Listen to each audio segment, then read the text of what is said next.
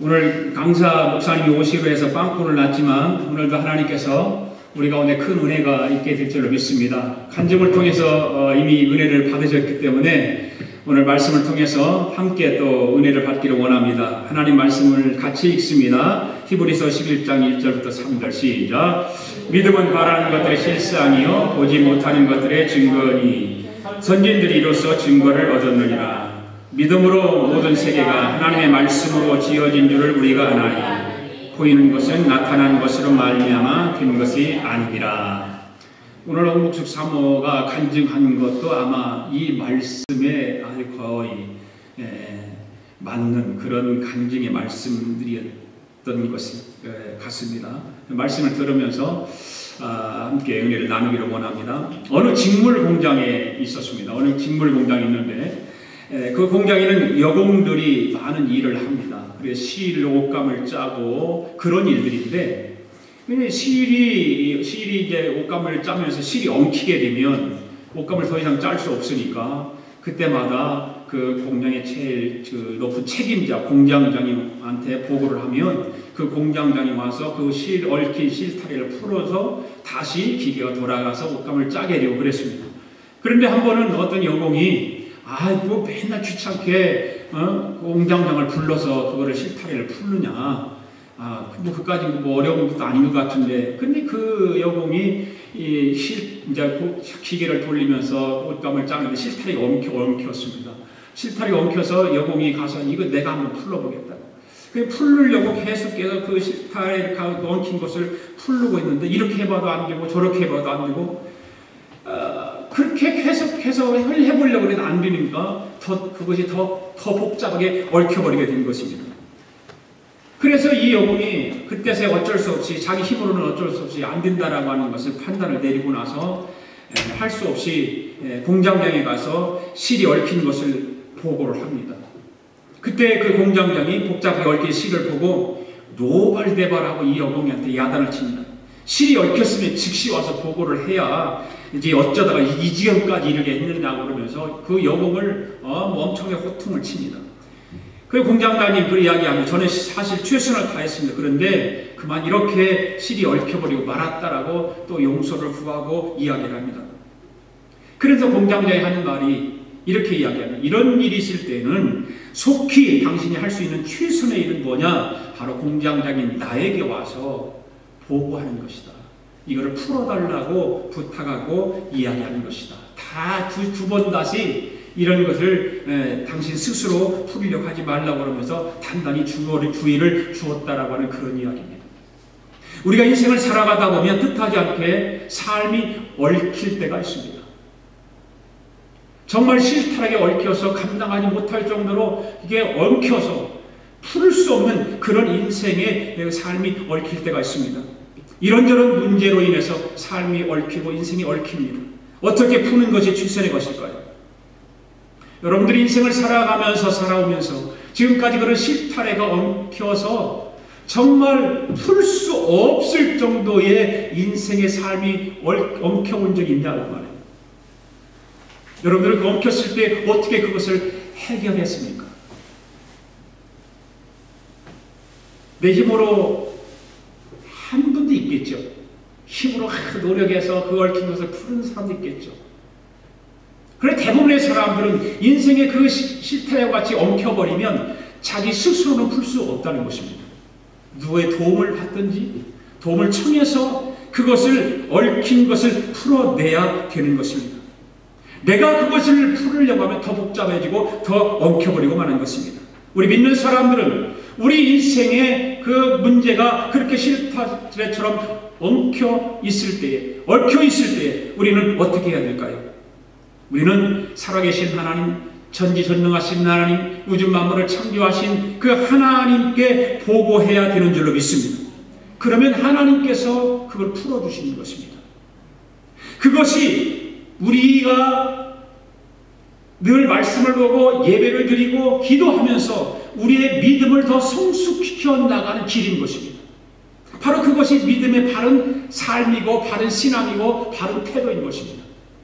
많은 기독교인들이 바른 믿음을 가지고 살아가지 못하기 때문에 자기 자신도 새롭게 하지 못할 뿐만 아니라 이 어둡고 캄캄한 세상을 변화시키지 못하고 있다는 사실입니다.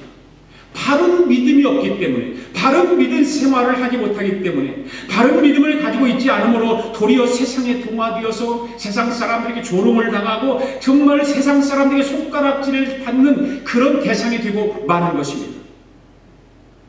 교회를 다니는 많은 사람들이 그 신앙의 문제가 심각합니다. 나름대로의 믿음이 있다라고 말을 하고 믿음으로 신앙생활을 하고 있다는 사람들 가운데 심각한 사람들이 너무나 많습니다. 여러분, 바른 믿음이 아니면 하나님의 위대한 일을 할 수 없다는 사실을 기억할 수 있기를 원합니다. 바른 믿음이 아니면 내가 아무리 신앙생활을 잘하는 것 같지만 그 바른 믿음이 아니면 잘할 수가 없는 것입니다. 바른 믿음이 아니면 살아서 역사하는 그런 믿음을 가질 수 없을 뿐만 아니라 하나님의 백성만이 변화하고 개혁의 역사를 일으켜야 되는데 그 일을 감당하지 못한다고 하는 것입니다. 이 세상에 지금 경제 위기가 왜 일어났습니까? 왜 일어나고 있습니까? 이 세상에 어둡습니까? 왜 이 세상에 전쟁이 일어나고 지진이 일어나고 왜 그렇습니까? 하나님의 백성들이 믿음으로 바르게 살지 못하기 때문에 이렇게 일어나는 거예요. 다른 것이 아니에요. 이 경제 위기가 지금 금융권이 어쩌고 저쩌다, 부자들이 어쩌고 저쩌다 그렇게 말을 하지만 믿음의 사람들이 잘못 살기 때문에 그런 거예요.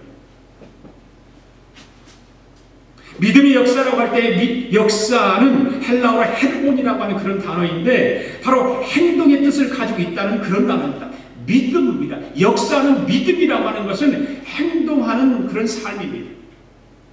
다시 말하면 역사하는 믿음이라고 하는 것은 행동하는 믿음, 바로 즉 움직이는 믿음입니다. 할렐루야.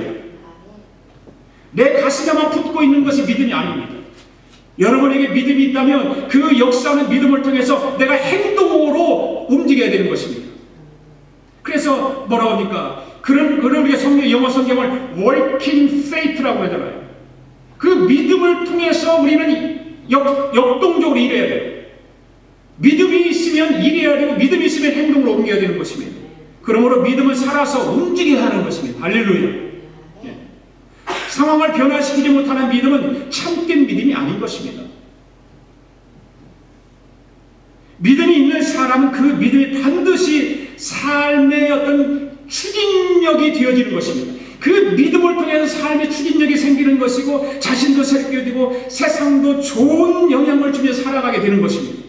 그 믿음이. 그래서 성경에 보면 로마서 1장 17절 같은 말씀에 오직 나의 의는 믿음으로 말미암아 살리라 한 것 같으니라.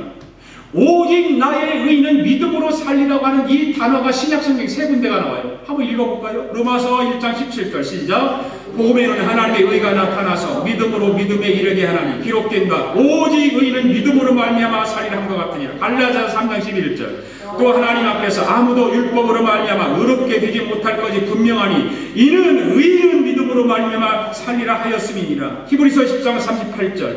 나의 의는 믿음으로 말미암아 살리라. 또한 뒤로 물러가면 내 마음이 그를 기뻐하지 아니하리라 하셨느니라. 바로 오직 의인은 믿음으로 산다는 거예요. 오직 의인은 믿음으로. 자, 우리 함께 세 번만 의인은 믿음으로 말미암아 살리라 합니다. 시작. 오직 의인은 믿음으로 말미암아 살리라. 오직 의인은 믿음으로 말미암아 살리라. 오직 의인은 믿음으로 말미암아 살리라. 할렐루야. 의인은 어떻게 살아요? 믿음으로 사는 거예요. 네. 여러분, 믿음으로 산다는 것의 의미는 과연 무엇일까요? 이를 설명하기 위해서는 우리 히브리서 기자가 실제적으로 믿음의 삶을 살았던 사람들의 생애를 히브리서 11장에 전체 다 기록해놨어요. 여러분 다 아시잖아요. 그래서 히브리서 11장은 믿음으로 살았던 사람들의 전시장입니다. 전시장. 많은 사람들의 이름을 열거하면서 이들이 다 믿음으로 살았다는 것입니다. 믿음으로 살아서 그렇게 승리하고 믿음으로 살아서 축복받고 믿음으로 살아서 이겼다라고 말하고 있습니다. 바로 믿음은 우리로 하여금 능력 있는 삶을 살게 하는 것입니다. 할렐루야. 그러면 믿음이란 무엇입니까? 믿음이란 무엇일까요? 믿음이란 정의를 여러분들 아시나요? 오늘 히브리서 11장 1절부터 3절 말씀을 읽었는데 1절과 2절 말씀 가운데 믿음의 정의가 정확하게 기록되어 있습니다. 첫째로, 믿음이란 과연 바랄 수 없는 것을 바라게 하는 것이 믿음입니다. 할렐루야. 한번 같이 읽을까요? 시작. 믿음이란 바랄 수 없는 것을 바라게 하는 것이 믿음이다. 바랄 수 없는 것을 바라게 하는 것이 믿음인 것입니다. 네. 여기서 실상이라고 하는 말입니다. 믿음은 바라는 것들의 실상이라고 했습니다. 그럼 실상이라고 하는 말은 헬라어로 히포스타시스라고 하는 말입니다. 히포스타시스, 바로 아래로부터 받쳐준다 그런 말입니다. 이 믿음은 아래로부터 받쳐주는 것입니다. 그러니까 다른 말을 말하면 건물의 기초 같은 역할을 하는 것이 바로 믿음이라고 말입니다. 믿음은 바라는 것의 기초인 것입니다. 할렐루야. 믿음은 신앙의 기초인 것입니다. 바랄 수 없는 중에 믿음을 통하여서 바랄 수 있기 때문에 우리 신앙생활 전체의 기초가 믿음인 것입니다. 그러니까 여러분들이 신앙생활을 온전하게 잘 하시려면, 여러분들이 신성한 성품에 이르기를 원하신다면 기초가 믿음이 되어야 된다. 성경 어디에 있느냐? 베드로후서 1장 5절 7절 읽어볼까요? 시작. 그러므로 너희가 더욱 힘써 너희 믿음의 덕을, 덕의 지식을, 지식의 절제를, 절제의 인내를, 인내의 경건을, 경건의 형제의 우애를, 형제의 우애의 사랑을 더하라. 여러분, 신앙생활의 기초를 바로 말하고 내 도표를 한번 그려봤어요. 도표를 보십시오. 자, 맨 위가 뭡니까? 맨 위가 뭐예요? 사랑이죠. 맨 밑에는 뭐예요? 믿음입니다. 믿음이 기초가 안 돼 있으면 신성한 성품에 우리가 거해야 되는데, 이 신성한 성품에 거하기 위해서는 바로 이 신성한 성품들이 뭡니까? 덕과 지식과 절제와 인내와 경건과 형제 우애와 맨 마지막에 사랑입니다. 이것을 이루기 위해서 이 신성한 성품의 기초가 되는 것은 뭡니까? 믿음입니다. 이 믿음이 흔들려 버리면 이 삼각형 빌딩은 무너지는 거예요. 이 무너지게 돼 있어요. 여러분의 신앙생활에 믿음의 기초가 되어 있지 않으면 신앙생활은 무너지는 거예요. 아무리 여러분들이 교회 생활을 오래 하고 교회 예배를 드리러 다니고 해도 이 믿음의 기초가 되어 있지 않으면 여러분의 신앙생활은 한순간에 때로는 와르르 무너져 버려요.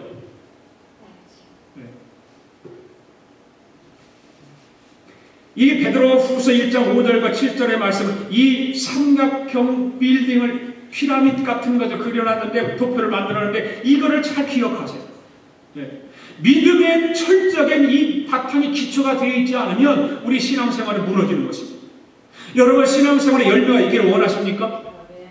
그렇다면 바랄 수 없는 것들을 바라게 하는 신앙생활의 기초인 믿음을 든든히 할 수 있기를 원합니다. 믿음이 든든히 서가야 되는 거예요. 바랄 수 없는 것을 바란다라고 하는 것은, 즉 믿고 바라는 것을 마음의 실상을 그리는 것입니다. 그냥 말로만 바랄 수 없는 걸 바라는 것이 아니라 여러분의 마음속에 실상을 그리는 그림을 그리는 거예요.